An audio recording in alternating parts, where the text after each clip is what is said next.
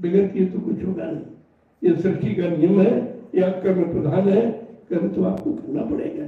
जैसी भौतिक जगत को पाने के लिए, शरीर परिवार समाज को चलाने के लिए आप कितनी मेहनत करते हो, लेकिन अध्यात्म बारे कभी सोचा है कि भाई अध्यात्म करना? अध्यात्म की जानकारियां हैं किसी को नहीं, न राजा को, न प्रजा को, न धर्माचार्यों को, उनको ये पता नहीं है कि अध्यात्म क्या है। जब मालूम नहीं तो बताए, लेकिन संत महापुरुष बताने का प्रयास करते हैं। 60 वर्ष बाबा जी ने समझे और हम लोग साथ में उनके संदेश को दोहराते हैं आदेशानुसार। और 12 वर्ष से मैं लगातार अकेले ही पूरे हिंदुस्तान को संगठित कर रहा हूँ। 12 वर्ष पूरे हो, इसलिए मैंने बहुत मेहनत की है। अब शरीर मेहनत थक गया, इसलिए काम करने से इनकार कर रहा, लेकिन फिर भी मैं प्रयास करता हूँ। अभी इतनी बीमारी में, भयंकर बीमारी में मैं अभी कार्यक्रम करके आया हूँ, तो ज्यादा हालत खराब हो गई, बोलने में स्वर था, इसलिए मैं आपके सामने सेवा में उपस्थित नहीं हो पाया।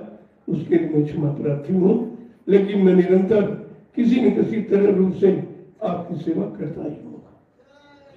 जय गुरुदेव। अब समय सुनने में मत लगाओ, कहने में मत लगाओ, गाने में मत, करने में। बगैर करने को कुछ नहीं। और करनी संत मत की सबसे बड़ी नीति, सबसे बड़ी खजाना, सबसे बड़ी युक्ति है। जब तक करोगे नहीं कुछ मिलने वाला। संत मंदी करनी क्या कहती है? मन मारो तन जारो, इंद्री भोग विचारो, इतना काम करो तुम की, फिर आगे की सतगुरु जाने। फिर वहां वो बैठा हुआ जहां से आपको पकड़ेगा वो स्थान। जब आप पहुंच जाओगे वहीं से आपको उठा लेंगे, पकड़ लेंगे कि उन्होंने वादा किया। पहुंचाने का वादा, ये नहीं कि केवल दिखाने का, बताने का, समझाने का पहुंचाने का वादा। ऐसा वादा सच्ची में किसी ने पहुंचाने का वादा नहीं किया।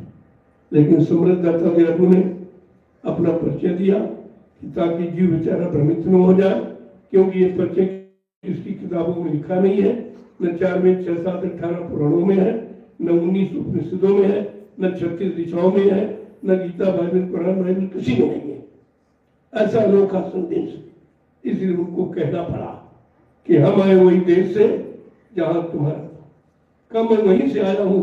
ऐ जीवात्माओं, तुम जहां की रहने वाली हो, मैं वहीं से तुम्हारे घर से तुम्हें लेने के लिए आया। जैसे पत्नी घर वाले के साथ या दूसरे साथ कितना धन दे दौलत दे दिखाए बहकाए, लेकिन नहीं, घर वाले के साथ ही जाएगी। अब ये घर वाला हमारी आपकी जीवात्मा को लेने के लिए आया है, तो हमें आपको समर्पित हो जाना चाहिए। कुछ नहीं करना, करने के लायक हम लोग नहीं है। ये शरीर पंचभौतिक इतना कमजोर है, इतना विषय भोगों में नष्ट हो चुका है, ये कुछ करने के लायक नहीं है। उसी लिए उन्होंने छूट दे दी, तुम्हें कुछ नहीं करना, केवल विश्वास करो। अगर विश्वास कर लो तो ये काम तुम्हारा सब हो जाए। भल चाहो तो चेतो, आए लगी है नाव, बहुत दौरी पछताओगे फिर न सुनो। कितना बड़ा चैलेंज है कि बार बार तुमको पश्चाताप करना पड़ेगा, फिर ये 2 महीने अवसर, चांस, मौका आपकी जीवात्मा के कल्याण पर नहीं मिलेगा। इसलिए हमें आपको सब कुछ छोड़कर अब उस रास्ते पर चल पड़ना चाहिए। केवल चलना है, करना कुछ नहीं, लेकिन हम चलते भी नहीं। चले फिर हट गए, फिर बैठ गए, फिर भ्रमित हुए, किसी को समझाने बुझाने में आ गए, स्वार्थ में। यही भ्रम बराबर बना रहता है। ये भ्रम आपको भ्रमित करता रहेगा, सत्य मार्ग से अलग करता रहेगा। लिहाजा हमारा ये पंचभौतिक मानव जीवन व्यर्थ में चला जाएगा, फिर आपको मिलेगा। जो लोग ये सोच रहे हैं अज्ञानता, भूल, भ्रमवश कि नहीं अब की बार मिला फिर न जाए, इसलिए गोस्वामी महाराज को कहना पड़ा, कमहु करी करुणा न देहि, देत ईश बिन हिर्ष नहीं। कभी कभी करुणा निधान, कृपा दया मेहरबानी करके हमें आपको मानो मूल मंदिर दे देता है। कहा जाओ इस मंदिर से अपनी जीवात्मा का कल्याण कर सकते। कब? जब इस मंदिर के जानकार, आत्मा के जानकार संत महात्मा जब मिल जाएंगे, उनसे जानकारी ले लोगे, विश्वास कर लोगे, अपने आप को समर्पित कर दोगे, तो ये काम तुम्हारा सरलता में हो जाएगा। ऐसा समय किसी को मिला नहीं, लेकिन हम लोग उसे समझ नहीं पाते, विश्वास नहीं कर पाते। शंका इतनी गहरी है, समस्या इतनी गहरे आपको है जिससे आप समझ नहीं पाते।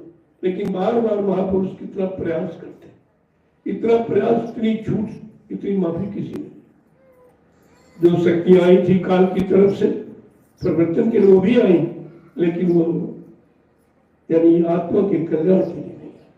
परिवर्तन माने समाज का, परिवार की, इनकी स्थिति की, साधनों का थोड़ा हेरा फेरी कीजिए, वो भी मार काट करके समझा बुझा के। ये भी एक खासियत है, बाबा जी ने ये नहीं कहा। उन्होंने कहा कलयुग का परिवर्तन बिल्कुल अनोखा, न मारा पीटा जाएगा, न अपमानित किया जाएगा, न कोई किसी का कुछ नष्ट किया जाएगा। मैं केवल अपनी वैचारिक क्रांति के द्वारा देश दुनिया में परिवर्तन करके दिखा दूंगा। देश दुनिया में, केवल भारत ही नहीं, ये जितनी अवतारी शक्तियों का इतिहास है ये देशी प्रदेशी परिवर्तन का है, लेकिन विश्व परिवर्तन का केवल बाबा जी को किसी का। आप ऐसे समृद्ध वाणी से जुड़े हो, ऐसे को आपने अपना गुरु बनाया है, फिर शंका किस बात, फिर संदेह किस बात की, भूल भ्रम किस बात का। यही हमें आपको अपने अंदर से निकाला और कुछ नहीं। न घर छोड़ना है, न परिवार, न बच्चे, ये तो कर्म कर्जा है, आपको देना ही पड़ेगा। धीरे से हंसते हंसते दे लो और इसी में रहकर अपना काम बना लो, यही तो बुद्धिमानी है। जय गुरुदेव। जैसे